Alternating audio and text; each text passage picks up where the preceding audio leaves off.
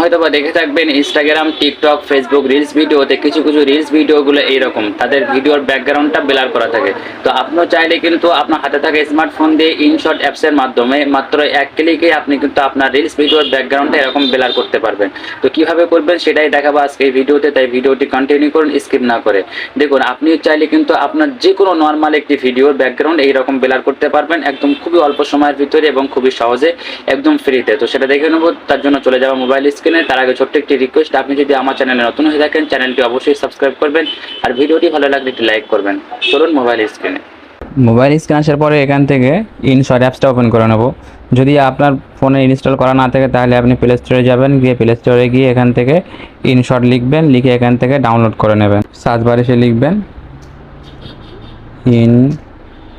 InShot. এই InShot লিখে search করার পরে এখানে যে অ্যাপসটা আসছে এখানে প্রথমে এটা কিন্তু আপনি এখান থেকে ইনস্টল করে নেবেন, ঠিক আছে। তো আমি এখান থেকে ইনস্টল করে নিয়েছি। আমি এখন সেই অ্যাপসের ভিতরে প্রবেশ করব, চলে আসবো ইনশট অ্যাপসে। এখানে আসার পরে এখান থেকে ভিডিও এখানে টাচ করব, এখানে টাচ করার পরে নিউ প্রজেক্ট এখানে ক্লিক করব। এখানে ক্লিক করে যে ভিডিওর ব্যাকগ্রাউন্ডটা ব্লার করবো সেই ভিডিওটা আমি এখান থেকে নিয়ে নেব। আমি এখান থেকে ভিডিওটা নিয়ে নিলাম, তারপর এখানে টিক মারে ক্লিক করে দেবো। ভিডিওটা এখানে চলে আসছে। এবারে দেখুন আমি এখান থেকে সাইজটা সিলেক্ট করে নেব।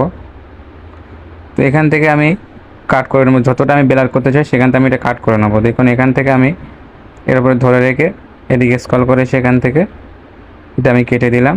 তারপর এখান থেকে এটা রাখবো, কিন্তু এটাও কেটে দিলাম। তো দেখতে পাচ্ছেন এই যে ভিডিও, এই ভিডিওর ব্যাকগ্রাউন্ডটা কিন্তু ব্লার করা নাই।